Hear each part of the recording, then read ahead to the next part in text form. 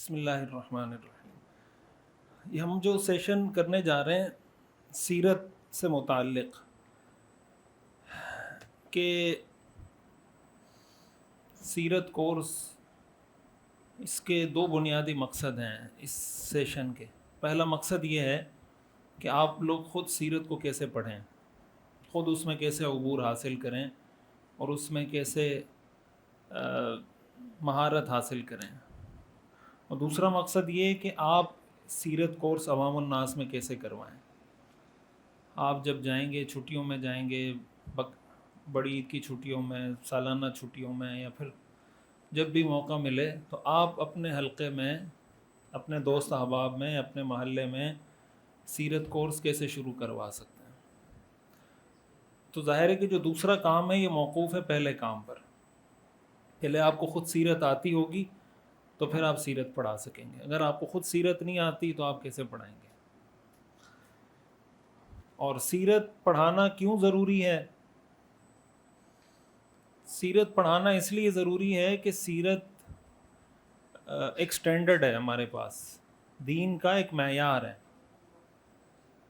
یعنی جب آپ قرآن حدیث کی تشریح کرنے جائیں گے تو ظاہر ہے کہ ہم سارے مختلف کلچر سے، مختلف بیک گراؤنڈ سے تعلق رکھتے ہیں، ایسا ہی ہے نا؟ پٹھانوں کا کلچر الگ ہے، پنجابیوں کا الگ ہے، سندھیوں کا الگ ہے، آپ بنگلہ دیش سے ہیں تو بنگلہ دیش کا کلچر الگ ہے، ہر ایک کا الگ الگ کلچر ہے۔ مسلمان پٹھان بھی ہیں، پنجابی بھی ہیں، ہندوستان میں بھی ہیں، بنگلہ دیش میں بھی ہیں، عرب میں بھی ہیں، عجم میں بھی ہیں۔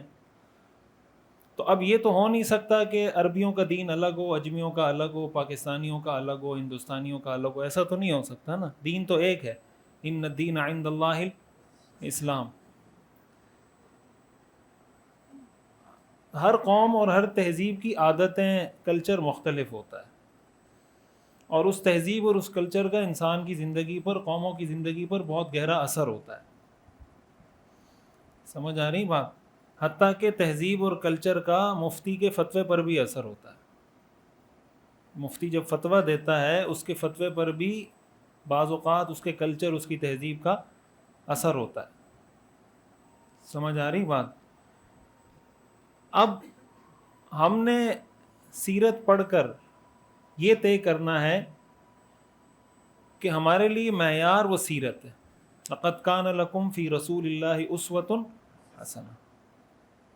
جب اس کو سٹینڈرڈ بنا دیں گے تو سارے مسائل حل ہو جائیں گے۔ میں آپ کو اس کی کچھ مثالیں دیتا ہوں تاکہ آپ کو بات سمجھ میں آئے میں کہنا کیا چاہتا ہوں۔ اور سیرت میں بھی پھر اصل دروس اور عبر ہوتے ہیں۔ دروس اور عبر کا مطلب یہ کہ سیرت سے ہمیں سیکھنے کو کیا ملتا ہے۔ ایک ہے، مثال کے طور پر آپ نے پڑھا کہ حضور علیہ الصلاۃ والسلام طائف تشریف لے کر گئے، طائف میں لوگوں نے پریشان کیا، تکلیف دی، پھر آپ واپس مکہ میں آ گئے۔ یہ ایک واقعہ آپ نے پڑھ لیا، یہ سیرت کا واقعہ ہے۔ سیرت کا یہ واقعہ پڑھنے سے آپ کو ثواب ملے گا۔ کیا ملے گا؟ ثواب ملے گا، لیکن سیکھنے کو کوئی خاص چیز ایسی جو آپ کی زندگی میں ڈھل جائے نہیں ملے گی، جب تک آپ سیرت کو اس پہلو سے نہیں پڑھیں گے کہ اس واقعے میں ہمارے لیے سیکھنے کی چیزیں کیا ہیں۔ سمجھ آ رہی بات؟ کہ طائف کے سفر میں ہمارے لیے سیکھنے کی چیزیں کیا ہیں۔ جب آپ اس پہلو سے پڑھنا شروع کریں گے تو پھر آپ کو لگے گا کہ میں کہاں پر غلط ہوں، کہاں پر صحیح ہوں۔ سٹینڈرڈ آپ کے ہاتھ میں ایسے آئے گا۔ سمجھ آ رہی بات؟ مثال کے طور پر طائف کا ہی واقعہ ہے کہ حضور علیہ الصلاۃ والسلام طائف گئے۔ اب پہلا سوال یہ پیدا ہوتا ہے کہ آپ طائف کیوں گئے؟ سمجھ آ رہی بات؟ آپ مکہ چھوڑ کر طائف کیوں گئے؟ وجہ یہی تھی کہ مکہ کے لوگ آپ کی بات قبول کرنے کے لیے تیار نہیں تھے، تو آپ طائف چلے گئے۔ سمجھ آ رہی بات؟ پھر یہ سوال پیدا ہوگا کہ آپ طائف گئے، کسی اور وادی میں کیوں نہیں گئے؟ آپ مدینہ کیوں نہیں گئے؟ آپ کسی اور علاقے میں کیوں نہیں گئے؟ سمجھ آ رہی بات؟ جب آپ اس کا جواب تلاش کریں گے تو پھر آپ اس تحقیق میں جائیں گے کہ طائف کی جغرافیائی اہمیت کیا تھی اس زمانے میں، طائف کی مذہبی اہمیت کیا تھی، طائف کی معاشی اہمیت کیا تھی، طائف کی سیاسی اہمیت کیا تھی۔ تو جب آپ کو پتہ چل جائے گا کہ طائف اس زمانے میں جغرافیائی لحاظ سے، سیاسی لحاظ سے، معاشی لحاظ سے، مذہبی لحاظ سے ان کا جو بت تھا عزا قرآن میں جس کا ذکر ہے، یہ وہیں پہ تھا نا، قبیلہ ثقیف کے پاس تھا. یہ ان کا آپ یہ کہہ لیں کہ مذہبی حیثیت تھی طائف کی. اور اس کی جغرافیائی حیثیت دیکھیں تو طائف عرب میں ایسا علاقہ ہے جیسے ہمارے ہاں شمالی علاقہ جات ہیں، جیسے ناران، کاغان، مری، یہ جو علاقے ہیں، طائف ایسا علاقہ ہے، ٹھنڈا علاقہ ہے، سرسبز و شاداب علاقہ ہے، ہر طرف ہریالی ہے وہاں پر. تو وہاں پر سارے عرب جو مکہ کے لوگ تھے، ان کی بھی ساری جو باغات تھے وہ سارے وہیں پہ تھے. سمجھ آ رہی بات؟ تو طائف کا اور مکہ کا بڑا گہرا کنیکشن نظر آئے گا. اب جب اس پس منظر کے ساتھ آپ اس کو سمجھیں گے تو آپ اس سے سبق نکالنے میں کامیاب ہوں گے کہ اگر کہیں ہمارے لیے کام مشکل ہو اور ہم کسی اور جگہ موو ہونا چاہیں، کسی اور جگہ منتقل ہونا چاہیں، تو پہلی بات یہ کہ کیا منتقل ہونا جائز ہے یا جائز نہیں ہے. دوسری بات یہ کہ اگر میں نے منتقل ہونا ہے تو میں کہاں منتقل ہوں گا. سمجھ آ رہی بات؟ میں ایسی جگہ منتقل ہونے کی کوشش کروں گا کہ جہاں سے میں منتقل ہو رہا ہوں ان لوگوں پہ میں نے اثر ڈالنا ہے نا. حضور یہ چاہتے تھے کہ مکہ کے لوگوں پہ اثر ڈالیں.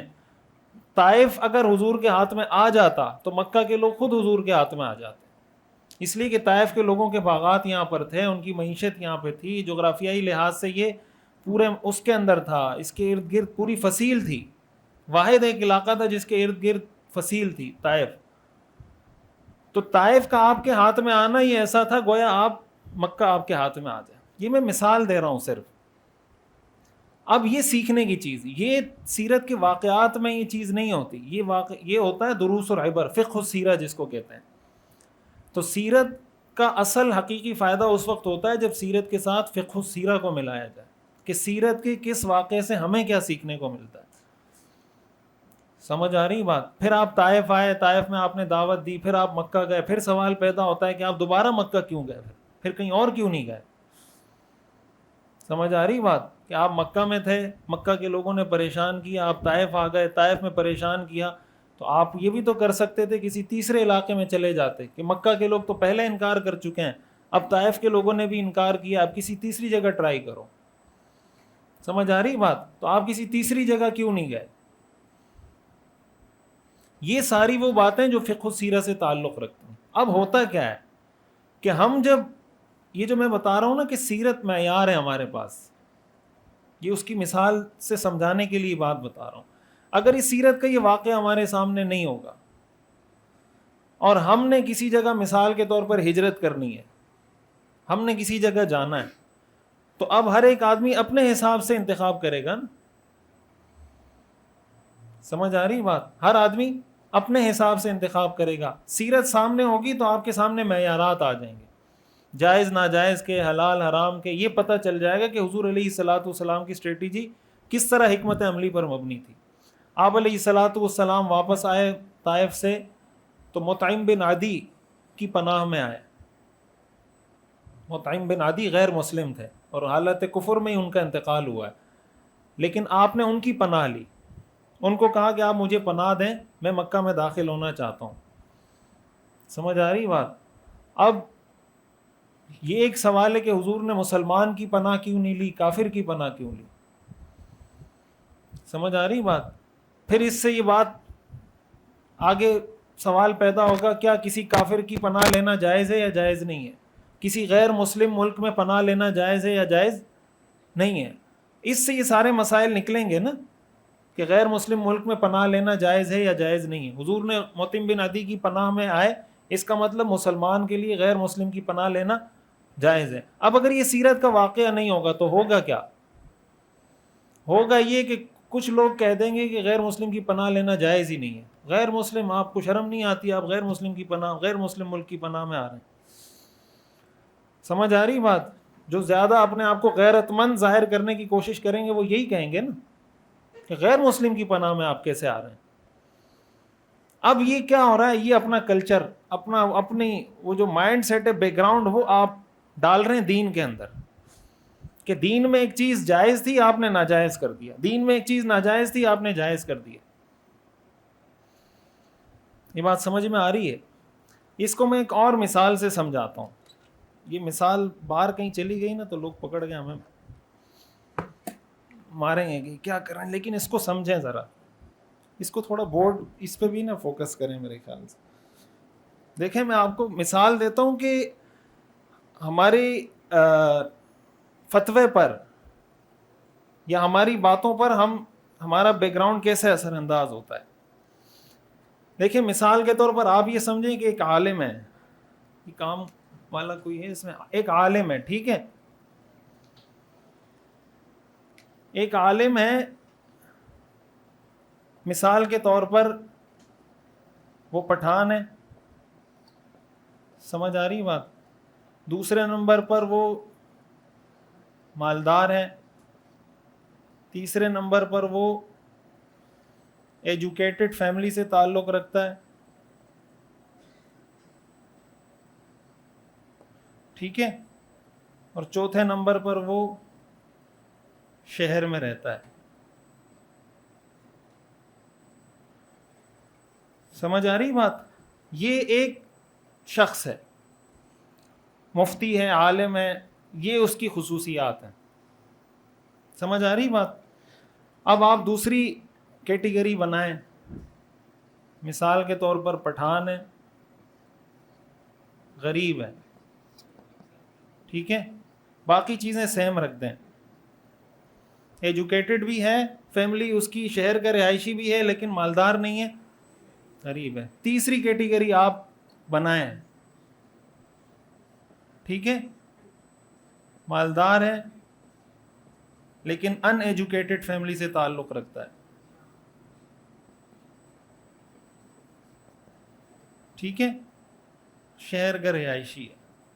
یہ عقلی منطقی 8 صورتیں بنیں گی نا, آپ لوگوں کو تو یہ چیزیں آتی ہیں نا, ایک ایک چیز کو آپ تبدیل کرتے رہیں, اس شہر کو آپ پھر دیہاتی کر دیں. یہاں پہ حدیث میں آتا ہے نا, من سکن البادیۃ جفا, جو دیہات میں رہتا ہے اس میں سختی آ جاتی ہے. اب آپ مجھے بتائیں, ایک مسئلہ آپ اس شخص سے پوچھیں, وہی مسئلہ آپ اس شخص سے پوچھیں, وہی مسئلہ آپ اس شخص سے پوچھیں, کیا دونوں سب کا جواب ایک ہوگا یا الگ الگ ہوگا؟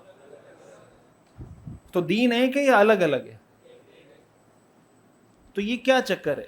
یہ ایک مثال ہے. آپ پٹھان کی جگہ پنجابی لکھیں, پھر پاکستانی لکھیں, پھر ہندوستانی لکھیں, پھر نیپالی لکھیں, پھر بنگلہ دیشی لکھیں, چینج کرتے رہیں اس کو. سمجھ آ رہی بات. مثال کے طور پر آپ کسی ایسے شخص سے جو ایجوکیٹڈ بھی ہے, مالدار بھی ہے, شہر کا رہائشی بھی ہے, آپ اس کو کہیں گے تو وہ آپ کو کہے گا کہ اگر آپ کے پاس پیسہ نہیں ہے آپ دنیا کے ناکام ترین آدمی ہیں, آپ کے پاس اگر عصری تعلیم کی ڈگری نہیں ہے آپ دنیا کے ناکام ترین آدمی ہیں. کیوں؟ اس لیے اس کا بیک گراؤنڈ یہ ہے. اور غریب آدمی کو آپ دیکھیں گے وہ ساری زندگی غربت کے فضائل سناتا رہے گا. آپ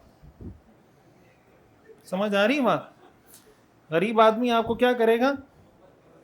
غربت کے فضائل سنائے گا کہ حضور علیہ السلام کے پاس بھی دیکھیں چولہا جلانے کے لیے کچھ نہیں ہوتا تھا, صحابہ بھی ایسے غریب تھے, حضرت ابو ذر غفاری بھی ایسے تھے. وہ آپ کو یہ فضائل سنائے گا. جو ان ایجوکیٹڈ ہے وہ آپ کو عصری تعلیم کی برائیاں بتائے گا. جو ان ایجوکیٹڈ فیملی سے تعلق رکھتا ہے وہ آپ کو کہے گا یونیورسٹی کی تعلیم دیکھیں, میں نے یونیورسٹی کی تعلیم حاصل نہیں کی, میں اتنا بڑا مولوی بن گیا. کیا کمال کیا جنہوں نے ایجوکیشن حاصل کی. اب دین تو ایک ہے, سوال یہ پیدا ہوتا ہے ایجوکیشن حاصل کرنا بہتر ہے یا نہ حاصل کرنا بہتر ہے, مالدار ہونا بہتر ہے یا غریب ہونا بہتر ہے. جو شہری آدمی ہے وہ آپ کو اس میں لچک نظر آئے گی, جو دیہاتی آدمی ہے اس کے مزاج میں سختی نظر آئے گی. سمجھ آ رہی بات. دیہاتی شخص کی رجحان اس طرف ہوگا کہ یہ بھی حرام, یہ بھی حرام, یہ بھی حرام, یہ بھی حرام. شہری آدمی کا مزاج اس طرف ہوگا کہ یہ بھی حلال, یہ بھی حلال, یہ بھی حلال. تو اب سوال یہ پیدا ہوتا ہے کہ ہمیں سٹینڈرڈ چاہیے نا, ہمیں سٹینڈرڈ چاہیے کہ ایجوکیشن ٹھیک ہے یا ایجوکیشن کے بغیر آدمی ٹھیک ہے, مالدار آدمی ٹھیک ہے یا غریب آدمی ٹھیک ہے, شہر کا آدمی ٹھیک ہے یا دیہات کا آدمی ٹھیک ہے. سٹینڈرڈ چاہیے. تو سٹینڈرڈ کیا ہمیں حضور کے علاوہ کوئی مل سکتا ہے؟ جس کو آپ سٹینڈرڈ بنائیں گے اس میں کوئی نہ کوئی فیکٹر, یہ تہذیب, یہ کلچر کا فرق ہوتا ہے. یہ جو میں بتا رہا ہوں نا, کلچر اثر کرتا ہے انسان کی ذہنیت پہ. آپ کسی پٹھان مفتی صاحب سے یہ مسئلہ پوچھیں, اور پٹھان مفتی وہ جو کسی صحیح ٹھیٹھ دیہات میں رہتا ہو کہ بیوی کو موٹر سائیکل پر بٹھا کر آئس کریم کھلانے کے لیے لے جانا کیسا ہے؟ سوال، جواب آپ خود دے دیں، جواب کیا ہوگا؟ اور یہی سوال آپ کراچی کے کسی مفتی صاحب سے پوچھیں کہ اپنی بیوی کو موٹر سائیکل پر بٹھا کر آئس کریم کے لیے کھلانا لے جانا کیسا ہے، تو جواب کیا ہوگا؟ وہ کہے گا مستحب ہے، آپ کو ثواب ملے گا، بیوی کے منہ میں لقمہ رکھیں تو ثواب ملتا ہے۔ دیہات والا کہے گا، یہ نہیں کہہ رہا سارے دیہاتی ایسے ہوتے ہیں، یہ جو ہم کہتے ہیں نا کہ سارے نہیں کہتے، یہ اس لیے کہتے ہیں کہ کوئی اعتراض کرے تو ہم اس کو کہیں ہم آپ کا نہیں کہہ رہے، سمجھ آ رہی؟ ورنہ کہتے سارے ہی ہیں۔ یہ جملہ صرف ایک فیس سیونگ بولتے ہیں نا، اپنے آپ کو سیف رکھنے کے لیے بولتے ہیں۔ خیر ہوتے ہیں ہر طرح کے لوگ، یہ مذاق کر رہا ہوں، ہر طرح کے لوگ ہر جگہ ہوتے ہیں، آپ کو یہاں بھی بہت شدت پسند مل جائیں گے، وہاں بھی بڑے معتدل ہوتے ہیں، ہر جگہ ہوتے ہیں۔ اب یہ ہمارے پاس، یہ میں آپ کو بتا رہا ہوں سیرت کا پڑھنا کیوں ضروری ہے۔ اب جب آپ پڑھیں گے آپ کو لگے گا کہ یار مالدار آدمی بھی کامیاب ہو سکتا ہے، غریب بھی کامیاب ہو سکتا ہے، ایجوکیٹڈ بھی کامیاب ہو سکتا ہے، ان ایجوکیٹڈ بھی کامیاب ہو سکتا ہے، شہری بھی کامیاب ہو سکتا ہے، دیہاتی بھی کامیاب ہو سکتا ہے، یہ پتہ آپ کو سیرت سے چلے گا، تو پھر آپ کو نہ مالدار برا لگے گا، نہ غریب برا لگے گا، نہ ایجوکیٹڈ برا لگے گا، نہ ان ایجوکیٹڈ برا لگے گا، نہ شہری برا لگے گا، نہ دیہاتی برا لگے گا۔ آپ کو پتا ہوگا کہ ایجوکیٹڈ آدمی کو اس کام میں استعمال کرنا ہے، ان ایجوکیٹڈ کو اس کام میں استعمال کرنا ہے، شہری آدمی سے یہ کام لینا ہے اور دیہاتی آدمی سے یہ کام لینا ہے۔ صحابہ کرام میں سارے مفتی تو نہیں تھے نا، آپ جانتے ہیں 7 بڑے صحابہ تھے جو مفتی تھے، اور جو تمام مفتیان کو اگر ملائیں صحابہ میں، اس کی تعداد علامہ ابن القیم نے لکھا ہے 200 تھی۔ 200 مفتی تھے، یعنی اعلیٰ درجے کے اور ان سے کم درجے کے سارے مفتیان صحابہ کو ملائیں تو تعداد کتنی تھی؟ 200 تھی۔ تو سارے صحابہ تو مفتی نہیں تھے، سمجھ آ رہی بات؟ صحابہ میں آپ کو غریب بھی ملیں گے، امیر بھی ملیں گے، انبیاء میں آپ کو غریب بھی ملیں گے، امیر بھی ملیں گے، ہر طرح کی چیز آپ کو سیرت میں ملے گی، تو آپ کے لیے سٹینڈرڈ سیٹ کرنا آسان ہو جائے گا۔ یہ میں اکثر یہ بات کہتا ہوں کہ مفتی محمود اشرف صاحب رحمۃ اللہ علیہ جب بخاری شریف پڑھانے آتے تھے نا دارالعلوم کراچی میں، تو وہ فرماتے تھے کہ یہ میرے سامنے 400 علماء نہیں بیٹھے، یہ 400 مذاہب بیٹھے ہوئے ہیں، 400 مذاہب بیٹھے ہوئے ہیں۔ پھر کہتے تھے کہ مولوی صاحب آپ کا الگ مذہب ہے، آپ کا الگ مذہب ہے، آپ کا الگ مذہب ہے، آپ کا الگ مذہب ہے، تو یہ الگ الگ ہے یا نہیں مذہب؟ ہاں، انہوں نے ہمیں ایسے نہیں سمجھایا تھا، یہ پھر اس سے ہم نے نکالا کہ کیسے الگ مذہب، ایسے الگ مذہب ہوتا ہے۔ پھر وہ کہتے تھے کہ میں آپ کو جو مذہب پڑھانے آیا ہوں اس مذہب کا نام ہے اسلام، اور پھر فرماتے تھے کہ جب میں آپ کو اسلام پڑھاؤں گا تو آپ کو تکلیف ہوگی، جب میں آپ کو اسلام پڑھاؤں گا تو آپ کو تکلیف ہوگی۔ تو پھر کہتے تھے کہ اگر آپ نے اسلام پڑھنا ہے تو دارالعلوم میں رہیں، کوئی اور مذہب پڑھنا ہے تو دارالعلوم سے تشریف لے جائیں۔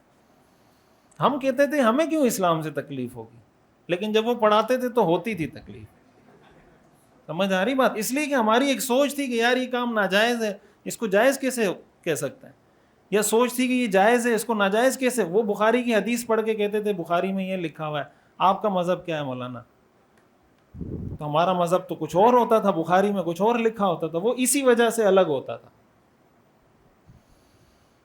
سمجھ آ رہی بات؟ تو سیرت پڑھنے کا جو سب سے پہلا مقصد ہے اور پڑھانے کا جو سب سے پہلا مقصد ہے وہ کیا ہے کہ ہمارے پاس سٹینڈرڈ آ جائے، معیار آ جائے، کہ حلال حرام، جائز ناجائز، مستحب غیر مستحب، مکروہ، ہمیں پتہ چل جائے کہ اسلام کا مزاج کیا۔ اسلام کا مزاج وہ ہے جو اللہ کے رسول کا مزاج ہے، نہ میرا مزاج اسلام ہے، نہ آپ کا مزاج اسلام ہے، نہ کسی بزرگ کا مزاج اسلام ہے، نہ کسی اللہ والے کا مزاج اسلام ہے، مزاج اللہ کے رسول کا مزاج اسلام ہے۔ لقد کان لکم فی رسول اللہ اسوۃ حسنہ، یہ بات سمجھ میں آ رہی ہے؟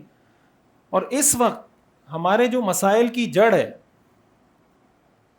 مسائل کی جڑ یہ بات ہے کہ ہم سیرت پڑھتے پڑھاتے نہیں ہیں۔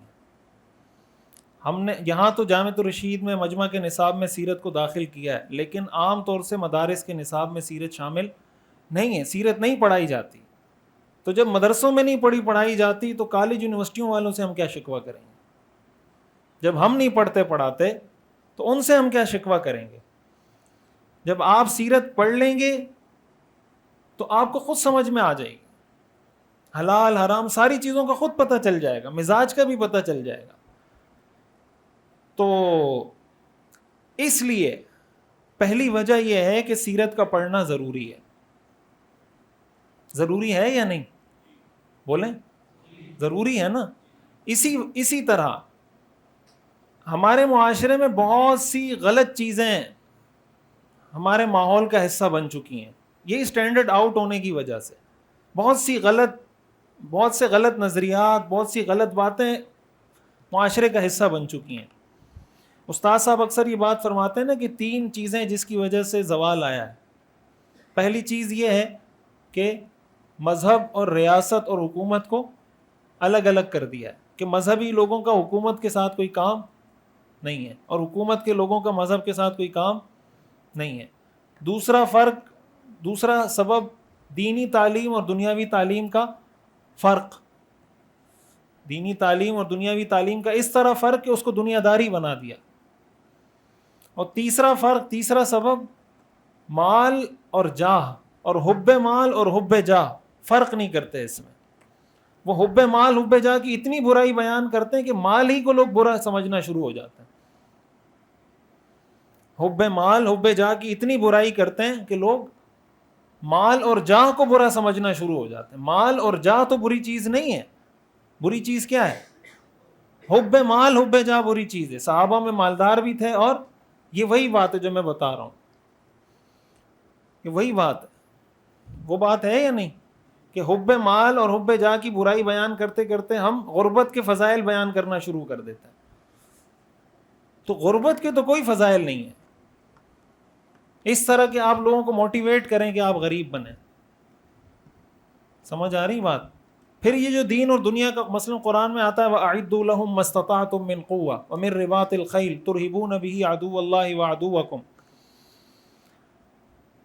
کہ بھائی قوت تیار کرو. حدیث میں آتا ہے الا ان القوة الرمی، کہ قوت کس چیز کا نام ہے؟ رمی کا نام ہے، تیر اندازی کا نام ہے. یعنی آپ اپنا اسلحہ تیار کرو.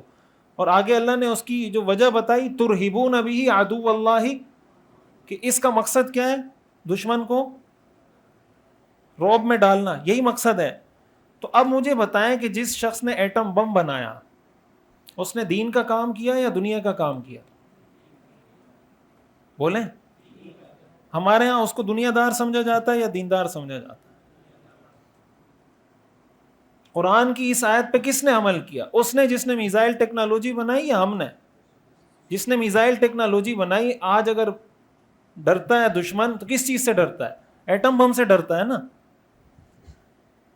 سمجھ آ رہی بات؟ ایٹم بم سے ڈرتا ہے. ورنہ یہ جو کل اٹیک کیے ہیں، اگر ایٹم بم نہیں ہوتا تو اس کے 10 گنا زیادہ اٹیک کرتا. اس کو پتا ہے کہ ان کے پاس ایٹم بم ہے اور کسی بھی وقت چلا دیں گے. تو یہ ایٹم بم سے ڈرتے ہیں، میزائل ٹیکنالوجی سے، ان چیزوں سے ڈرتے ہیں. اگر ان کو یہ پتا ہوتا کہ بھائی ان کے پاس ایسے فائٹر جیٹ نہیں ہیں کہ جو ہمارے جہازوں کو اڑا سکیں، تو وہ ادھر آ کے بمباری کرتے یا نہیں کرتے؟ اگر پاکستان کے پاس ایسے فائٹر جیٹ نہ ہوتے کہ پاکستان اپنا دفاع کر سکتا تو وہ ادھر آ کے بمباری کرتے یا نہ کرتے؟ تو اگر وہ بمباری سے روک رہے ہیں تو کون سی چیز ان کو روک رہی ہے؟ کوئی اللہ کا خوف ہے ان کو؟ یہ جہاز کا، فائٹر جیٹ کا خوف ہے. تو یہ فائٹر جیٹ کس نے بنایا؟ مولوی صاحب نے بنایا، مفتی صاحب نے بنایا، کسی پیر صاحب نے بنایا، کسی خانقاہ والے نے بنایا، یا کسی سائنسدان نے بنایا؟ بولیں کس نے بنایا؟ سائنسدان نے بنایا نا. تو سائنسدان دنیا دار ہے یا دیندار ہے؟ تو یہ جو ہمارے ہاں تقسیم ہے کہ دینی تعلیم دنیاوی تعلیم، اس کا یہ رزلٹ نکل رہا ہے. بھائی آپ کو یہ ساری چیزیں سیکھنی پڑیں گی اور ان چیزوں کی حوصلہ افزائی کرنی پڑے گی. حضور علیہ الصلاۃ والسلام نے جو حضرت سعد کی تعریف کی تھی، ارم یا سعد فدا کا ابی و امی، وہ کس بات پہ کی تھی؟ نماز پڑھنے پہ. ارم یا سعد فدا کا ابی و امی کس پہ تعریف کی تھی؟ رمی پہ تعریف کی تھی کہ مارو اسی طرح تیر چلاتے رہو. کیوں؟ اس لیے کہ وہ نشانے پہ تیر مار رہے تھے.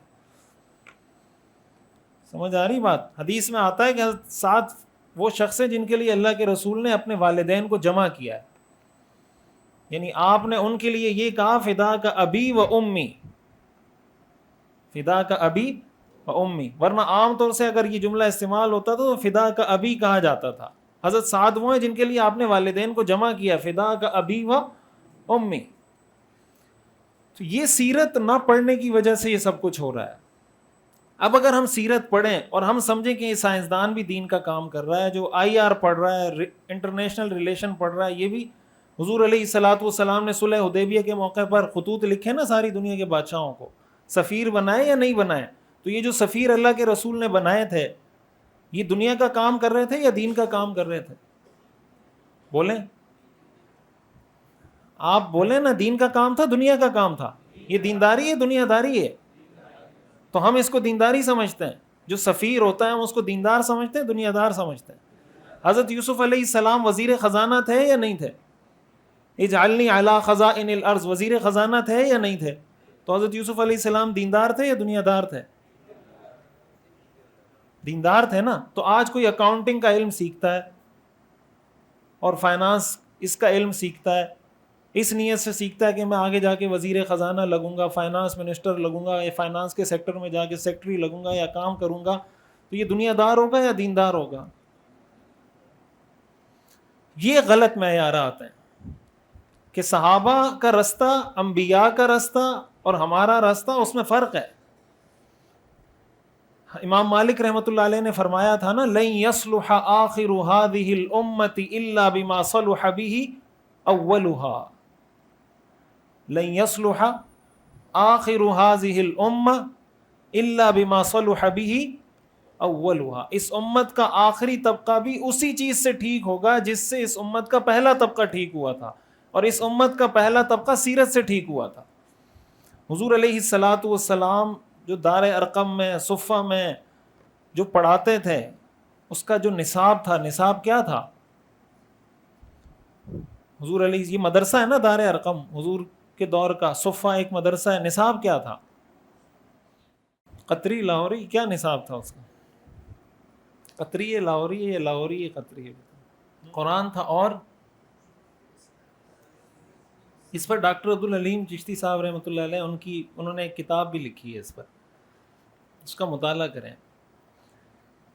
جو نصاب تھا نا وہ 3 چیزیں تھیں، قرآن، حدیث اور سیرت. سمجھ آ رہی بات؟ قرآن، حدیث، اور حدیث کی تعریف آپ پڑھتے ہیں نا کہ قول، فعل اور تقریر. یہ جو فعل ہوتا ہے اسی کو سیرت کہتے ہیں. اسی فعل کو کیا کہتے ہیں؟ سیرت کہتے ہیں. سمجھ آ رہی بات؟ تو قرآن تو نازل ہوتا تھا، وہ آپ پڑھاتے تھے، حدیثیں آپ ارشاد فرماتے تھے، یہ بھی نصاب تھا، اور جو آپ عمل کرتے تھے وہ آپ کی کیا تھی؟ سیرت تھی، جس سے صحابہ سیکھتے تھے. صحابہ کہتے ہیں نا ہم نے حضور کو یہ کام کرتے ہوئے دیکھا، صلو کما رأیتمونی اصلی. یہ 3 چیزیں نصاب تھیں. بہرحال یہ میں نے ایک موٹی موٹی مثالیں دی ہیں آپ کے سامنے. تو پہلی وجہ یہ ہے سیرت پڑھنے کی کہ سیرت آپ نہیں پڑھیں گے آپ دین کا مزاج نہیں سمجھ سکتے. جب تک دین کا مزاج نہیں سمجھیں گے، ایک بندہ آپ کو ایک طرف کھینچے گا، دوسرا بندہ. اس لیے اصلاحی تعلق جب کسی سے قائم کیا جاتا ہے نا، اصلاحی تعلق، اس میں کچھ چیزوں کا دیکھنا ضروری ہے آج کے دور میں خصوصاً. اور ان چیزوں میں اہم ترین چیز یہ ہے کہ آپ جس کے ساتھ اصلاحی تعلق قائم کریں اس کو زمانے کے جدید چیلنجز کا، مسائل کا پتہ ہونا چاہیے. یہ جو ہمارے ہاں بزرگی کا، یہ پھر وہی بات ہے، اسٹینڈرڈ کی بات ہے. ہمارے ہاں بزرگی کا معیار کیا ہے؟ جس کو دنیا کے کسی کام کا کچھ پتہ نہ ہو وہ سب سے بڑا بزرگ ہوتا ہے. ایسا ہے یا نہیں؟ جو جتنا بے وقوف ہوگا اتنا ہی، کلما کان الرجل احمقا کلما کان بزرگا، جتنا وہ احمق ہوگا اتنا ہی وہ بزرگ ہوگا. انبیاء پر کافروں کا اعتراض کیا تھا؟ قالوا ما لهذا الرسول، بولیں کیا ہے آگے؟ یأکل الطعام ویمشی فی الاسواق. یہی اعتراض تھا نا، یہ اعتراض تھا یا نہیں؟ قالوا ما لهذا الرسول یأکل الطعام ویمشی، یمشی فی الاسواق کا کیا مطلب ہے؟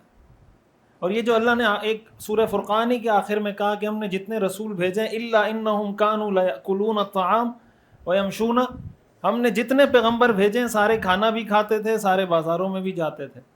یہ جو حضور نے فرمایا لا یلدغ المؤمن من جحر واحد مرتین، مومن ایک سوراخ سے 2 بار نہیں ڈسا جاتا. تو بے وقوف آدمی تو 100 بار ڈسا جاتا ہے. بے وقوف آدمی ایک سوراخ سے 100 بار ڈسا جاتا ہے. حضور کہہ رہے ہیں مومن وہ ہے جو ایک سوراخ سے 2 بار نہیں ڈسا جائے. تو مومن بے وقوف ہوتا ہے یا عقل مند ہوتا ہے؟ حضرت عمر رضی اللہ تعالیٰ عنہ فرمایا کرتے تھے لست بخب ولا الخب یخدعنی، نہ میں شاطر اور چالاک ہوں، نہ کوئی شاطر اور چالاک آدمی مجھے دھوکہ دے سکتا ہے. لست بخب ولا الخب یخدعنی. تو جس آدمی کو حضور علیہ الصلوۃ والسلام کو جدید چیلنجز کا پتہ تھا یا نہیں تھا؟ جب صحابہ ہجرت کر رہے تھے حبشہ کی طرف، جب ہجرت ہوئی تو صحابہ نے حضور سے پوچھا ہم کہاں ہجرت کریں؟ تو آپ نے حبشہ کی طرف اشارہ کر کے فرمایا کہ وہاں جاؤ، وہاں ایک عادل بادشاہ ہے، اس کے ملک میں کسی پہ ظلم نہیں ہوتا. آپ کو پتہ ہے حبشہ دوسرے بر اعظم میں ہے، پتہ ہے نا آپ کو؟ یہ بیچ میں جزیرۃ العرب ہے، پتہ ہے آپ کو؟ یہ جزیرۃ العرب ہے، یہ جزیرۃ العرب ہے، یہ ایشیا ہے پورا، یہ افریقہ ہے، یہ جو پورا ہے نا، یہ جو سر ایسے بنا ہوا ہے ٹیڑھا سے، یہ پورا افریقہ ہے. حبشہ یہاں پر ہے، ایتھوپیا جس کو کہتے ہیں.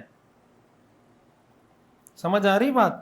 یہ ایشیا ہے پورا، یہ افریقہ ہے، یہ سعودی عرب ہے، یہاں مکہ ہے، یہ بیچ میں سمندر ہے، بحر احمر. سمجھ آ رہی بات؟ حبشہ یہاں پر ہے، دوسرے بر اعظم میں، ایشیا میں نہیں ہے. حضور صحابہ کو بتا رہے ہیں یہاں پہ جاؤ، یہاں کا جو بادشاہ ہے وہ بہت انصاف کرنے والا ہے. تو اس کا کیا مطلب کہ حضور کو افریقہ کے حالات کا پتہ تھا یا پتہ نہیں تھا؟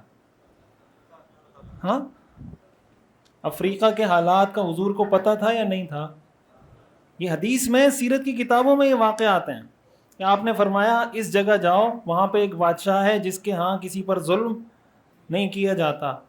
تو حضور علیہ الصلوۃ والسلام سے بڑا کوئی بزرگ تو نہیں ہو سکتا نا. تو آپ کو تو دوسرے بر اعظم کا بھی پتہ تھا، ہمیں اپنے پڑوسی کا بھی پتہ نہیں ہوتا، اس لیے کہ ہم بزرگ ہیں. ہم کیا ہیں؟ ہمیں اس لیے اپنے پڑوسی کا نہیں پتہ، ہمیں دشمن کی چالوں کا نہیں پتہ، اس کی مکاری کا، سازشوں کا نہیں پتہ، کہ ہم بزرگ ہیں. یہ بات سمجھ میں آ رہی ہے؟ تو حالات کا پتہ ہونا یہ بزرگی کی علامت ہے. حالات سے بے خبر ہونا. دیکھیں اللہ تعالیٰ نے عقل مند لوگ بھی پیدا کیے ہیں، بے وقوف لوگ بھی پیدا کیے ہیں. مسئلہ یہ نہیں ہے کہ بے وقوف دنیا میں کیوں موجود ہیں، مسئلہ یہ نہیں ہے. اللہ نے پیدا کیے ہیں نا، پاگل بھی پیدا کیے ہیں اللہ نے، بے وقوف بھی پیدا کیے ہیں، عقل مند بھی پیدا کیے ہیں. مسئلہ پیدا وہاں سے ہوتا ہے جب بے وقوف آدمی بے وقوفی کے فضائل سنانا شروع کرتا ہے کہ بے وقوفی دین ہے. جیسے بعض لوگ ہوتے ہیں نا بہت گندے رہتے ہیں، میلے کچیلے، پسینے کی بدبو آئے گی، آپ اس کو یار کبھی نہا بھی لیا کرو. کہتا ہے یار ہم ملنگ لوگ ہیں یار، بس ایسے ہی. کہتے نہیں کہتے؟ یہ ملنگ، یہ اصل میں بزرگی کہنا چاہتا ہے میں بزرگ ہوں، کہہ نہیں سکتا تو کہتا ہے ایسے ہی ملنگ آدمی. یعنی یہ کہنا چاہتے ہیں گندا رہنا بزرگی کی علامت ہے. آپ گندے رہیں، آپ نہ نہائیں، 100 سال بھی نہ نہائیں، اس نہ نہانے کو دین نہ بنائیں. بس یہ نہ بولیں میں ملنگ ہوں، کہوں میں گندا ہوں، بس ہوں ایسا گندا ہی ہوں. یہ بولیں میں ہوں ایسا میلا کچیلا، نہیں نہ آتا، بس ایسا ہی ہوں. یہ نہیں بولیں کہ میں بہت بڑا بزرگ ہوں اس لیے نہیں نہ آتا. تو آپ بے وقوف رہیں، کوئی مسئلہ نہیں، اللہ نے پیدا کیا ہے. یہ مت بولیں کہ بے وقوف ہوں اس لیے میں بزرگ ہوں، یہ نہیں بولیں. یہ نہ بولیں کہ یہ میری بزرگی کی علامت ہے. سمجھ آ رہی بات؟ تو پیغمبر دنیا کے سب سے ذہین ترین لوگ ہوتے ہیں. یہ صحابہ نے روم فتح کیا، فارس فتح کیا، مصر فتح کیا، یورپ کے اندر جا کے پہنچ گئے. تو یہ کوئی آسان کام ہے؟ یہ بے وقوف لوگوں کا کام ہے، روم اور فارس اور یورپ اور مصر فتح کرنا. یہ عقل مند لوگوں کا کام. حضور علیہ الصلوۃ والسلام کا جو جاسوسی کا نظام ہے، آپ کا جو انٹیلیجنس کا نظام ہے، غزوہ بدر میں آپ نے پڑھا ہوگا کہ غزوہ بدر میں حضور یہ اندازہ لگانا چاہتے تھے کہ یہ کتنے لوگ ہیں. پتہ نہیں چل رہا تھا کہ جو کافروں کا لشکر ہے کتنا ہے، تاکہ ہم اس حساب سے اپنی اسٹریٹجی بنائیں. صحابہ کرام نے 2 لوگوں کو پکڑ کے، وہ کہیں پانی وانی پینے آئے تھے، ان کو پکڑ کے لے آئے، ان کو اگلوانے کی کوشش کی کہ بھائی کتنے لوگ ہیں. وہ نہیں بتا رہے تھے، وہ بار بار یہی کہتے تھے کہ بہت زیادہ لوگ ہیں، وہ تمہیں مار دیں گے، اس طرح کی باتیں کر رہے تھے. حضور علیہ السلام نماز پڑھ رہے تھے. جب نماز سے فارغ ہوئے ان سے پوچھا کہ کتنے لوگ ہیں وہ، تو وہ پھر یہی کہہ رہے ہیں کہ بہت زیادہ لوگ ہیں، تمہیں مار دیں گے، ختم کر دیں گے، یہ کر دیں گے، بتا نہیں رہے تھے۔ حضور نے فرمایا اچھا یہ بتاؤ وہ دن میں کتنے اونٹ ذبح کرتے ہیں؟ دن میں کتنے اونٹ ذبح کرتے ہیں؟ انہوں نے کہا 10 اونٹ۔ آپ نے فرمایا وہ 1000 لوگ۔ کیا فرمایا؟ اس لیے کہ ایک اونٹ 100 لوگوں کو کافی ہوتا ہے، تو اگر وہ 10 اونٹ ذبح کرتے ہیں اس کا مطلب ان کا لشکر تو 1000 کا لشکر تھا یا نہیں تھا؟ تو حضور علیہ السلام نے یہ جو کیلکولیشن کی،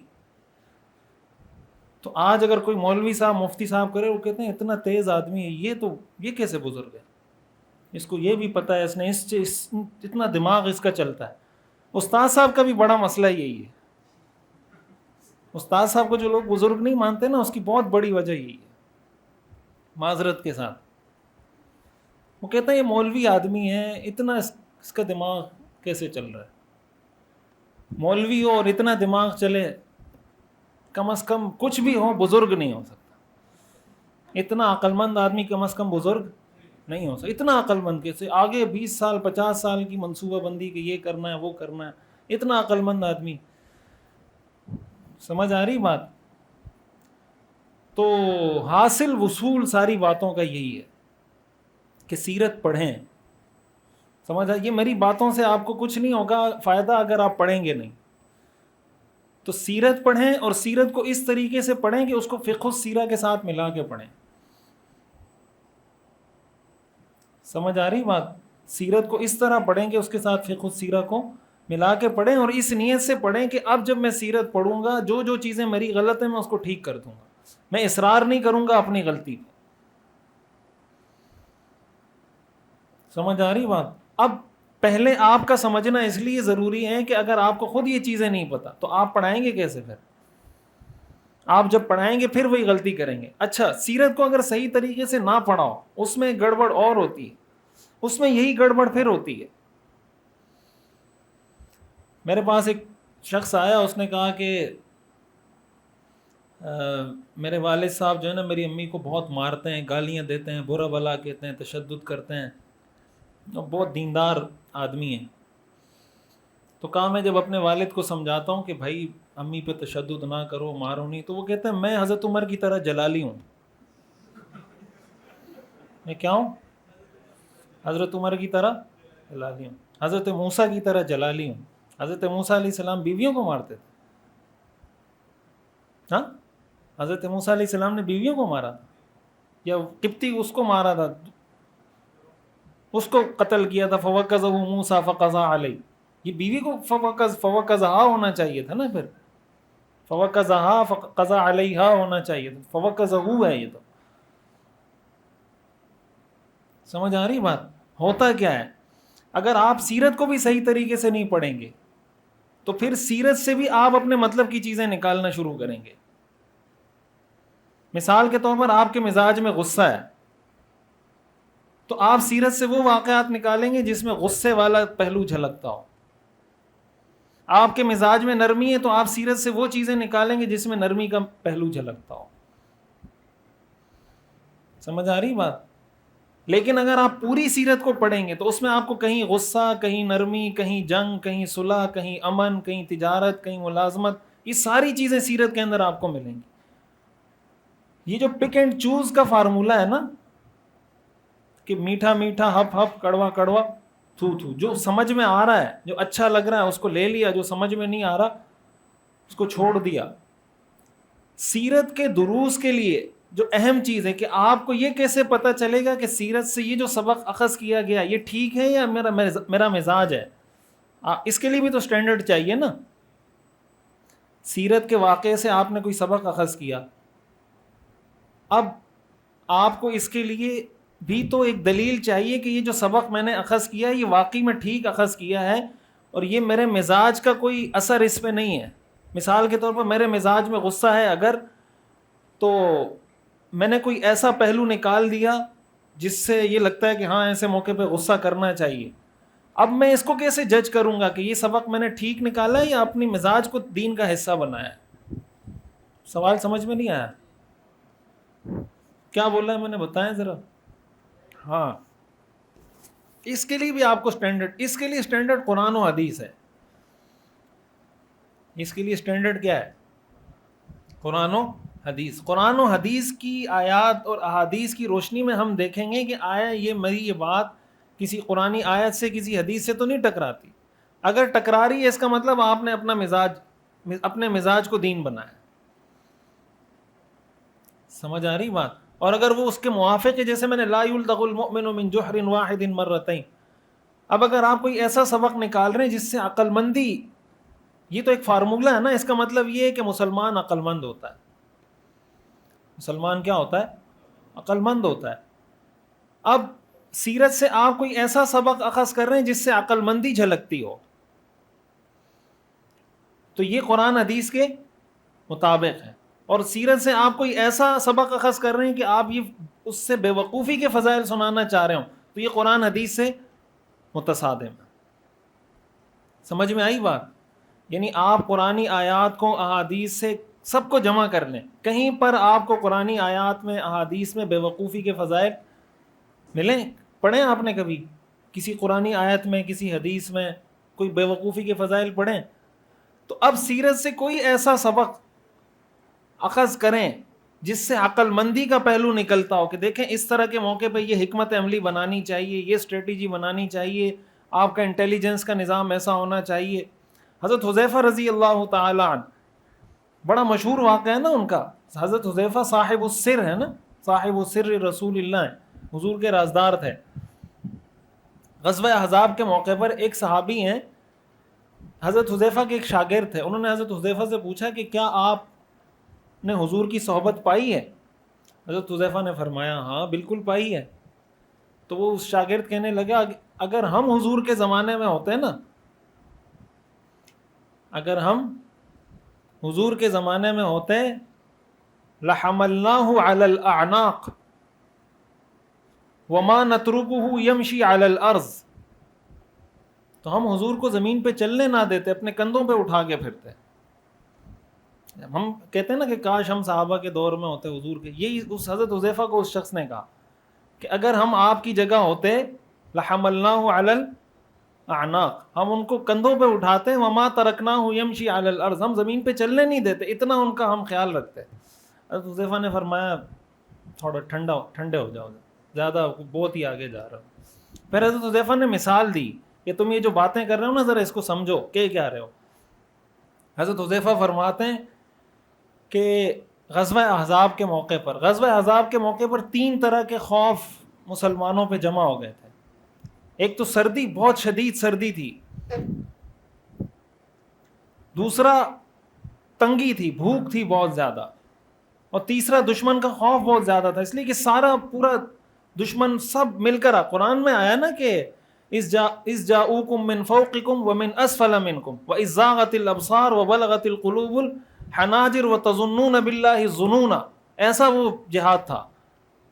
ہنالک ابتلی المؤمنون وزلزلوا زلزالا شدیدا، اتنا شدید وہ جنگ تھی، سردی، بھوک اور دشمن کا خوف.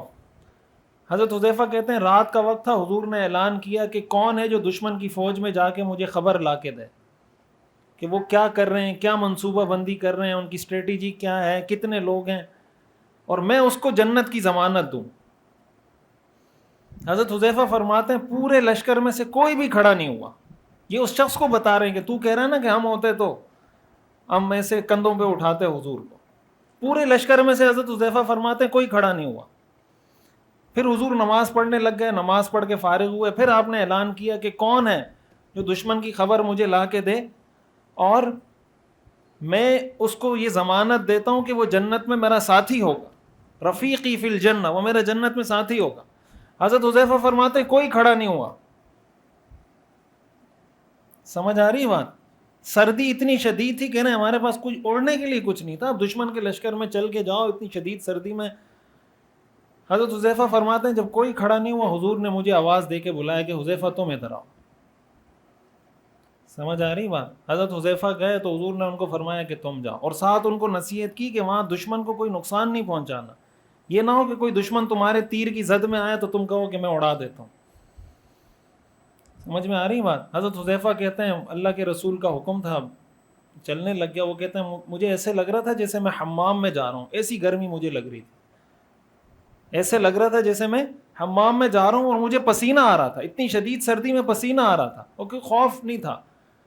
کہتے ہیں رات کا اندھیرا تھا, میں وہاں پہنچ گیا. تو ابھی وہاں ابو سفیان اس وقت ظاہر مسلمان نہیں ہوئے تھے, وہ وہاں لشکر کی ترتیب دے رہے تھے, لوگوں کو بتا رہے تھے. حضرت حذیفہ کہتے ہیں کہ ابو سفیان میرے تیر کے نشانے پہ آئے اور مجھے یقین تھا کہ اگر میں نے ابھی تیر چلایا میں ان کو مار دوں گا, لیکن اللہ کے رسول کا حکم تھا تو میں نے تیر نہیں چلایا. یہ ساری چیزیں میں بتا رہا ہوں, یہ مزاج نبوی, مزاج سیرت, مزاج شریعت. ہم میں سے کوئی ہوتا نا, وہ کہتا ہے یار اصل جہاد تو اسی لیے ہو رہا ہے نا کہ اسلام کے دشمنوں کو مارو, تو موقع ہے تو مار دو. یہ پتہ نہیں ہوتا کہ بعد میں اس کا نقصان کتنا ہوگا. حضرت حذیفہ کہتے ہیں میری کئی دفعہ وہ میرے تیر کے زد میں آیا اور مجھے پتا تھا کہ میں ٹارگٹ کر سکتا ہوں, لیکن حضور نے منع کیا تھا. کہ اتنے میں رات کو ابو سفیان نے یہ اعلان کر دیا کہ بھائی اس چیز کا خیال رکھو کہیں دشمن کا آدمی یہاں ہمارے لشکر میں نہ آ گیا ہو جاسوسی کرنے. تو ہر آدمی اپنے ساتھ والے سے پوچھے کہ کون ہے, کس قبیلے سے تعلق رکھتا ہے. حضرت حذیفہ فرماتے ہیں میں نے فوراً اپنے پاس والے کا ہاتھ پکڑا اور اس سے پوچھا تم کون ہو, کہاں سے آئے ہو. سمجھ آ رہی بات؟ فوراً اپنے ساتھ والے کا ہاتھ پکڑا اور اس کو کہا کون ہو, کس قبیلے سے تعلق رکھتے ہو, کہاں سے آئے ہو. اس نے جواب دیا, مجھ سے پوچھا ہی نہیں, بس بولا میں خاموشی سے واپس نکل آیا. اب آپ مجھے بتائیں کہ حضرت حذیفہ دیندار تھے یا دنیا دار تھے, بزرگ تھے یا نہیں تھے؟ بولیں ان سے بڑا بزرگ کون ہوگا جن کو اللہ کے رسول نے اپنا رازدار بنایا؟ ان سے بڑا بزرگ کون ہوگا؟ حضرت عمر ان کے پاس آتے تھے, وہ دیکھتے تھے کہ یہ جس جنازے میں شریک نہیں ہوتے وہ اس جنازے میں شریک نہیں ہوتے تھے. تو اب یہ عقل مندی ہے نا, یہ بے وقوفی کی بات ہے. تو میں یہ بتا رہا تھا کہ ہمارے پاس سٹینڈرڈ کیا ہوگا کہ میں نے جو سبق نکالا یہ ٹھیک نکالا یا غلط نکالا ہے. ہمارے پاس سٹینڈرڈ سیرت کے اسباق کے لیے قرآن و حدیث ہے. اب قرآن و حدیث میں آپ کو بے وقوفی کے فضائل نہیں ملیں گے. اب اگر کوئی قرآن و حدیث سے کوئی ایسا سبق اخذ کر رہا ہے جس سے عقل مندی سمجھ میں آتی ہے, اس کا مطلب یہ سبق اس نے ٹھیک اخذ کیا ہے. لیکن اگر وہ قرآن و حدیث سے کوئی ایسا سبق نکال رہا ہے جس سے بے وقوفی سمجھ میں آتی ہے, اس کا مطلب اس نے اپنے مزاج کو دین کا حصہ بنایا. یہ بات سمجھ میں آ گئی؟ تو ہمارے پاس اپنے مزاج کو ٹھیک کرنے کے لیے سیرت ہے سٹینڈرڈ, اور سیرت سے جو سبق اخذ کیے گئے اس کے تجزیے کے لیے, اس کو سمجھنے کے لیے ہمارے پاس سٹینڈرڈ کیا ہے؟ قرآن اور حدیث. تو یہ تینوں چیزیں آپس میں آپ یہ کہہ لیں انٹر لنک ہیں آپس میں. قرآن, حدیث اور سیرت یہ آپس میں ایک دوسرے سے انٹر لنک ہیں کہ ایک دوسرے کے بغیر یہ چیز سمجھ میں نہیں آ سکتی. قرآن حدیث کو آپ سمجھیں گے سیرت سے, اور سیرت کو سمجھیں گے قرآن اور حدیث سے. اس لیے سیرت کا پڑھنا, اب آپ مجھے بتائیں ضروری ہے یا نہیں؟ ضروری ہے یا نہیں؟ تو اس لیے پہلی کوشش یہ کریں کہ آپ لوگ سیرت خود پڑھیں. میں اس پر بھی آپ سے بات کروں گا کہ سیرت آپ پڑھائیں کیسے. کل میں انشاءاللہ اس پہ آپ سے بات کروں گا. یہ میں اس بات سمجھانے کی کوشش کر رہا ہوں کہ آپ کے لیے پڑھنا کیوں ضروری ہے, اور اسی میں وہ بات بھی شامل ہے کہ پڑھانا کیوں ضروری ہے. پڑھانا ضروری ہے یا نہیں؟ اب بتائیں, سیرت پڑھانا ضروری ہے یا نہیں؟ اگر آپ نہیں پڑھائیں گے تو یہ قوم ٹھیک ہوگی؟ سیرت کے علاوہ کوئی آپشن نہیں ہے آپ کے پاس. سیرت جب آپ پڑھاتے ہیں, آپ قرآن بھی پڑھاتے ہیں, آپ حدیث بھی پڑھاتے ہیں. اور سیرت کا عنوان ایسا ہے کہ اس میں کوئی اختلاف نہیں ہے, کوئی بریلوی دیوبندی کوئی اس میں اس طرح کا اختلاف نہیں ہے. سیرت ایک ہی ہے. سمجھ آ رہی بات؟ اور سیرت سے آپ جس چیز کو ثابت کریں گے اس کا کوئی انکار نہیں کر سکتا. تو لن يصلح آخر هذه الامة الا بما صلح به اولها, اور صلحت هذه الامة بالقرآن والحديث والسیرہ, فلا يصلح هذه الامة الا بالقرآن والحديث والسیرہ. باقی اس میں جو حدیث کی حجیت کی باتیں ہیں وہ ساری چیزیں آپ لوگوں کو پتہ ہیں, وہ آپ پڑھ بھی لیں گے, پڑھتے رہتے ہیں, وہ میں اس پہ بات نہیں کرنا چاہتا. میں خاص اسپیسیفک سیرت کے اس موضوع پہ بات کرنا چاہتا ہوں. اب اس کے لیے آپ مطالعے کا ایک پلان بنائیں. سیرت کو مطالعہ کرنے کے لیے ایک پلان بنائیں. میں تو آپ کو یہ کہوں گا کہ آپ اپنے اس سال کو پڑھائی تو آپ کر ہی رہے ہیں, لیکن ہر آدمی خارجی مطالعہ کرتا ہے نا. اس سال کو آپ خاص کر دیں کہ اس سال میں گویا میں نے سیرت میں تخصص کرنا ہے, یعنی اسی پڑھائی کے ساتھ آپ اپنا پڑھیں, صحابہ کی جو پڑھائی ہے اس کو پڑھتے رہیں, ساتھ ساتھ فوکس کریں کہ اس کے علاوہ میں نے جو کام کرنا ہے وہ سیرت کا کام کرنا ہے. سیرت کا کام کرنے کا مطلب پڑھنا ہے اس کو. کیا خیال ہے؟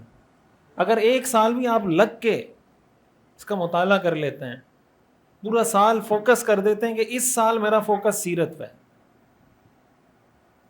سمجھ آ رہی بات؟ تو سال کے آخر میں اس سے جو آپ کو فائدہ ہوگا, جو چیزیں آپ کو سیکھنے کو ملیں گی, اصل یہ چیزیں جو آپ کو پریکٹیکل لائف میں کام آئیں گی. یہ جو اتنی تفصیلی ساری چیزیں ہم پڑھتے ہیں یہ ہماری بیک کو مضبوط کرنے کے لیے ہوتی ہیں, کہ نحو پڑھی, صرف پڑھی, ہدایہ پڑھی, بلاغت پڑھی, معانی, بیان, بدیع, یہ سب یہ ہمارا آپ سمجھیں کہ بیک کو مضبوط کرنے کے لیے ہوتی ہیں. آپ عوام میں جا کے علم المعانی تو نہیں پڑھائیں گے, یا علم البیان, یا علم البدیع, یا ہدایہ تو نہیں پڑھائیں گے عوام کو. تو آپ ان کے وہ ضروری مسائل بتائیں گے جو وہ آپ سے پوچھیں گے, جو چل رہے ہیں معاشرے میں. ہاں, اس کے لیے یہ بیک چاہیے. یہ آپ کی بیک ان علوم کی وجہ سے مضبوط ہوگی. فرنٹ پہ کچھ اور چیزیں ہوں گی, فرنٹ پہ یہ چیزیں نہیں ہوتی. کیا خیال ہے؟ آپ اگر ٹی وی میں جا کے کسی سے کسی موضوع پہ بات کریں گے یا مسجد میں بیان کریں گے تو آپ یہ چیزیں تو بیان نہیں کریں گے, یا وہاں جا کے علم المعانی, بیان, بدیع, صرف, نحو, منطق, بلاغت یہ چیزیں بیان کریں, یا ہدایہ پڑھائیں گے ان کو. ہاں, آپ فقہی مسئلہ بتائیں گے, اس فقہی مسئلے میں آپ کو سپورٹ ہدایہ کی حاصل ہوگی کہ آپ نے ہدایہ پڑھی ہوئی, آپ نے قدوری پڑھی ہوئی ہے, کنز پڑھی ہوئی ہے, اس میں سے کوئی ایک چیز آپ کے کام آ جائے گی. جو عوام میں آپ کو کام آنے والی چیز ہے, یا آپ سے جو سوالات ہوں گے اس کا تعلق سیرت کے ساتھ ہے, قرآن و حدیث کے ساتھ ہے. ہمارے لوگوں کا بنیادی مسئلہ یہ ہوتا ہے کہ ان کے پاس علم بھی ہوتا ہے, فنون بھی پڑھے ہوتے ہیں, قرآن بھی پڑھا ہوتا ہے, حدیث بھی پڑھا ہوتا ہے, سیرت نہ پڑھنے کی وجہ سے معاشرے کے مسائل کا پتہ نہیں ہوتا, تاریخ کا پتہ نہیں ہوتا, اور اسی چیز میں پھر وہ مار کھا جاتے ہیں. کوئی اس طرح کا سوال کر دیتا ہے, ہمیں اس کا جواب نہیں آتا, پتہ نہیں ہوتا. عام لوگ یہ سمجھتے ہیں کہ یہ جس نے سوال کیا ہے کوئی بہت بڑا علم والا ہے, اور جس سے سوال کیا گیا یہ جاہل ہے. حالانکہ اس کا عکس ہوتا ہے.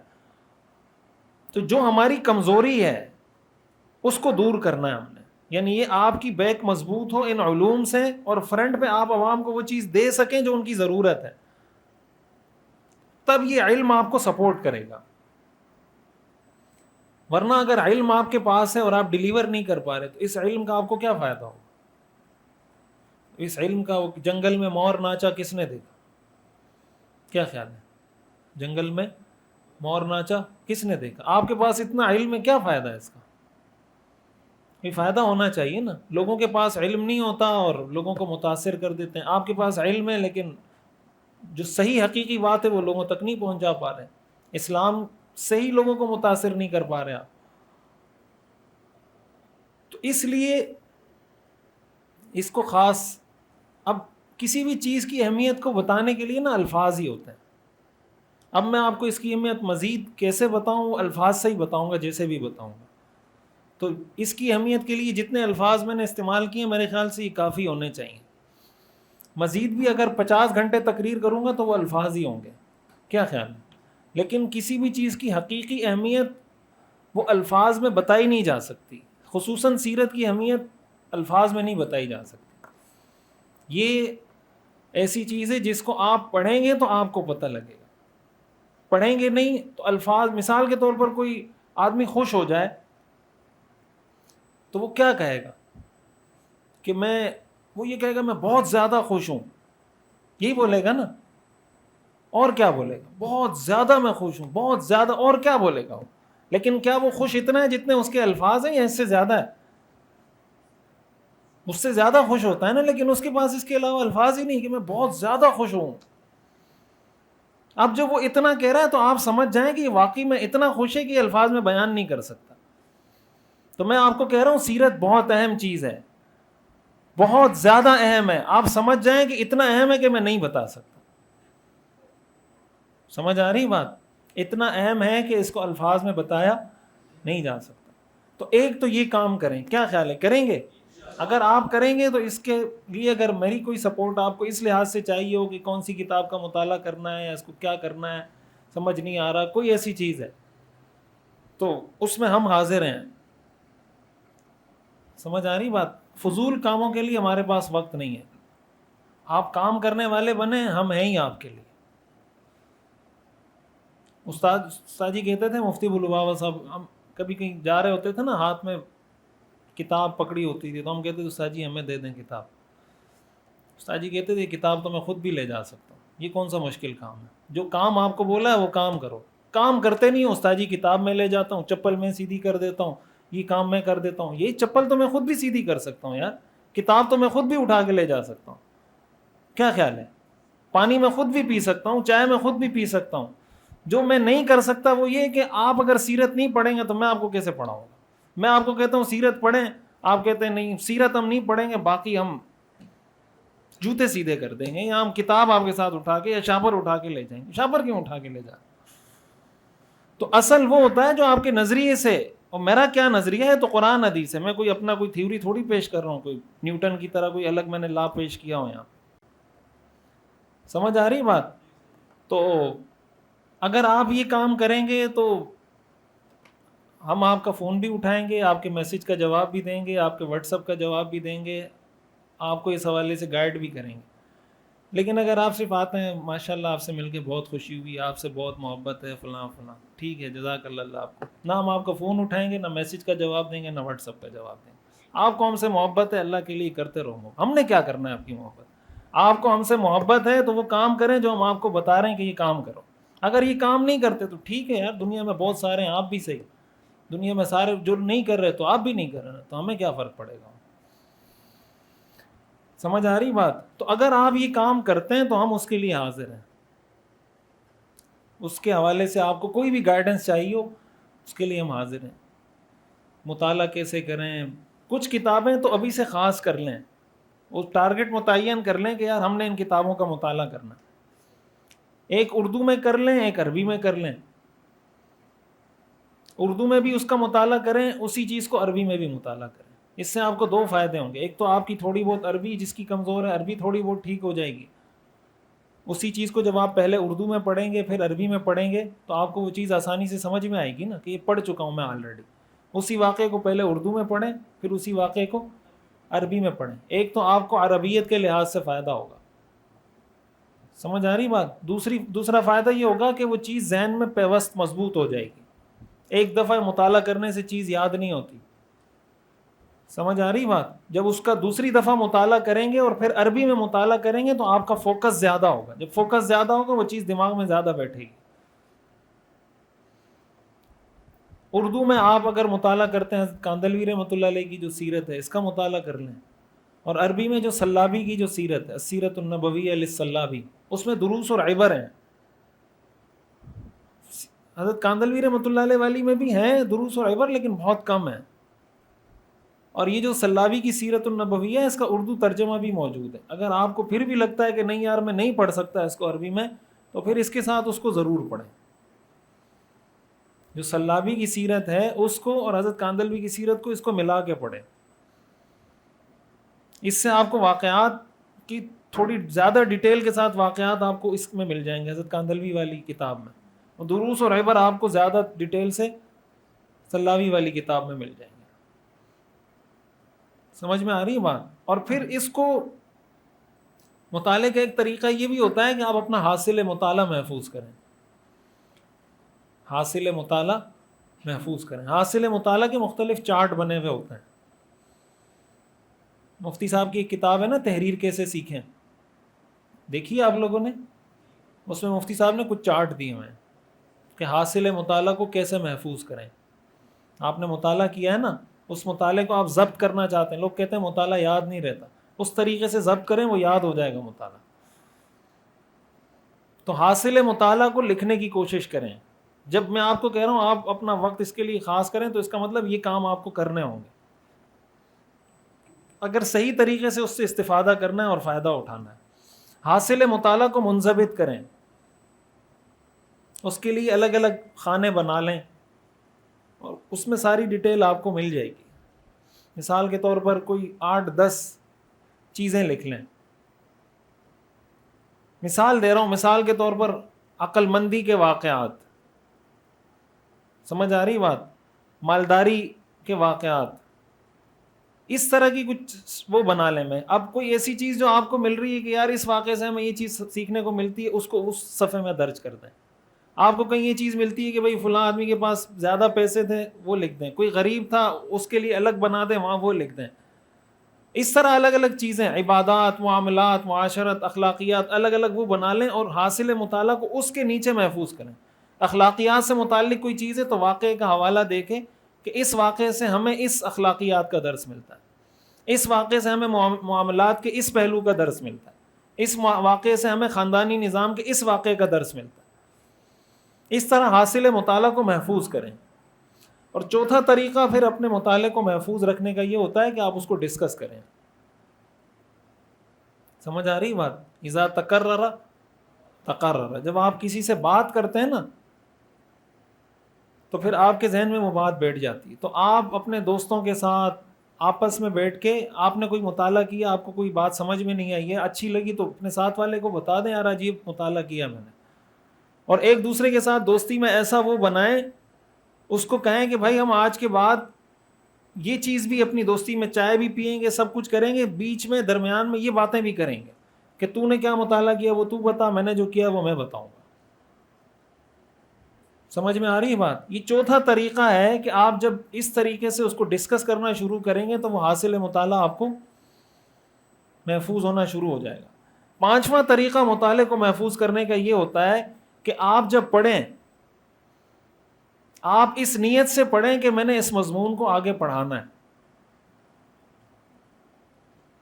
آپ اس تصور کے ساتھ کتاب کا مطالعہ کریں کہ ابھی میں نے اس کا مطالعہ کرنا ہے اور مطالعے کے بعد جا کے میں نے کلاس میں یہ سبق پڑھانا ہے. اس تصور کے ساتھ، یہ پوری ایک سائنس ہے کہ ٹیچنگ موڈ میں آپ جب کسی کی بات سنتے ہیں نا، یہی باتیں جو میں آپ کو کر رہا ہوں، یہ آپ اس نیت سے سنیں کہ یہ باتیں ہم نے آگے سنانی ہے، ہم نے سکھانی ہے، لوگوں کو بتانی ہے، تو آپ کی سیکھنے کی صلاحیت خود تیز ہو جاتی ہے.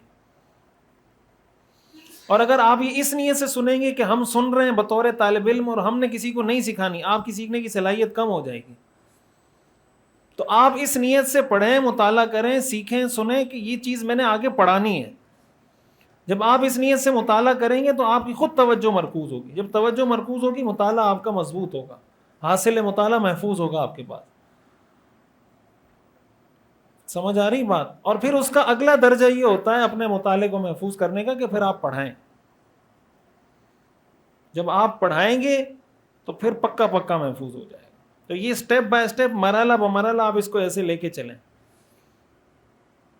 پھر آپ کو سیرت کے مختلف پہلو ملیں گے، آپ کو یہ ذوق پیدا ہوگا کہ یار یہ سیرت کا ایک پہلو ہے، میں اس پہ کوئی ریسرچ کروں، میں اس پہ کوئی اسٹڈی کروں، مطالعہ کروں. پھر آپ اس کے ایک پہلو کو لے کے اس کو مطالعہ کرنا شروع کر دیں گے. مثال کے طور پر حضور کا جاسوسی نظام کیا تھا، حضور کا انٹیلیجنس کا نظام کیا تھا. سمجھ آ رہی بات؟ آپ اس کے واقعات جمع کرنا شروع کریں گے، پڑھنا شروع کریں گے تو آپ کو اس میں عبور حاصل ہونا شروع ہو جائے گا. انٹرنیشنل ریلیشن آپ کر رہے ہیں تو آپ اس کو اس سینس میں دیکھیں کہ آئی آر کے حوالے سے حضور علیہ السلام کی سیرت میں کیا کیا چیزیں ملتی ہیں. صلح حدیبیہ آپ نے کیسے کیا، حبشہ کی طرف آپ نے کیسے لوگوں کو بھیجا، نجاشی کے ساتھ آپ کا کیا رابطہ تھا، اور آپ نے بادشاہوں کو خطوط کیا لکھے، آپ نے سفیر کن کو بنایا. ان ساری چیزوں کو پڑھیں گے تو پھر آپ کو ایک اور پہلو پہ کام کرنے کا موقع ملے گا. سمجھ آ رہی بات؟ تو اس کی کوئی ترتیب بنائیں، پریکٹیکلی کچھ کریں. یہ نہ ہو کہ بس کیا وہ گفتن نشستن گفتن اور برخاستن، یہ نہ ہو نا، کوئی فائدہ حاصل ہو جائے. ٹھیک ہے؟ باقی کل میں آپ کو یہ بتاؤں گا کہ آپ پڑھائیں گے کیسے. کل میں اس پہ بات کروں گا کہ آپ سیرت کورس اپنے علاقوں میں کیسے شروع کریں، اپنے دوستوں میں، اپنی مسجد میں، اپنے محلے میں، اپنی کمیونٹی میں، تاکہ آپ لوگوں کے لیے مؤثر بنیں اور لوگ آپ سے جڑیں. جب آپ سے جڑیں گے تو دین سے جڑیں گے، علماء سے جڑیں گے تو دین سے جڑیں گے. تو کل انشاءاللہ ہم اس پہ بات کریں. اس کے حوالے سے کوئی سوال ہے تو پوچھیں. جب کوئی سوال نہیں ہوتا ہے اس کے دو مطلب ہوتے ہیں، یا تو سب کچھ سمجھ میں آ گیا یا کچھ بھی سمجھ میں نہیں آیا. تو اس کی کوئی مطالعے کی ترتیب کیا بنائیں گے آپ لوگ؟ اس پہ مجھے کوئی رائے دیں اپنی، کیا کریں گے آپ لوگ کہ مجھے یہ لگے کہ واقعی میں آپ لوگ اس پہ عمل کریں گے. اس کی کوئی یعنی عملی صورت کیا بنائیں گے، یہ مجھے بتائیں. امیر کون ہے آپ کی کلاس کا؟ امیر کون ہے؟ تو اس کی کیا ترتیب ہوگی؟ ایک موضوع نہیں، پہلے پورا مطالعہ کریں، پہلے پورا مطالعہ کریں، ایک پہلو کا نہیں. پہلے مرحلے میں پورا مطالعہ کریں، پھر اگلے مرحلے میں اختصاصی چیزوں پہ جائیں. اس کا تعلق ہر آدمی سے ہوتا ہے کہ اس کی مطالعے کی سپیڈ کیسی ہے. وہ جن لوگوں کا مطالعہ زیادہ ہوتا ہے وہ زیادہ مطالعہ کر لیتے ہیں، جن کا کم ہوتا ہے وہ کم کر پاتے ہیں.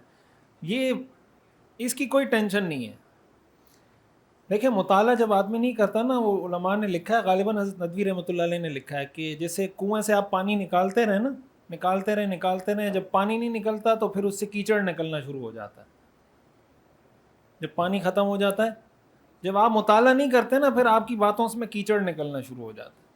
اس لیے کہ آپ کچھ ہے نہیں، جب بولیں گے تو پھر کچھ ایسا بولیں گے کہ پھر وہ مسئلہ بن جائے گا. وہ بول پھر جو ہے نا وہ عربی والا بول ہوگا. پھر مفتی محمود اشرف صاحب رحمۃ اللہ علیہ فرماتے تھے بعض لوگ کثرت بول کے مرض میں مبتلا ہوتے ہیں. کثرت بول، اس بول سے مراد اردو والا بول ہے، اس بول سے اردو والا بول مراد ہے، کثرت بول. لیکن جب آپ کا مطالعہ نہیں ہوگا اور پھر آپ بولیں گے تو پھر وہ دوسرا والا بول ہوگا. وہ پھر کثرت بول ایسا ہے کہ ایک ہی بول میں آپ یہ کہیں کہ ایک ہی لفظ سے دونوں مراد ہیں. عموم مجاز بولتے ہیں، کیا بولتے ہیں، ایک ہی لفظ میں پھر دونوں آپ مراد لیں گے. کثرت بول قول کے معنی میں بھی اور بول کے معنی میں. بہرحال کوئی اس کی آج بیٹھ کے کوئی اس پہ مشورہ کریں، کوئی ڈسکس کریں، اور کل تک انشاءاللہ پھر مجھے بتائیں. کل ہم اس پہ بات کریں گے کہ آپ اس کو پڑھائیں گے کیسے. ٹھیک ہے.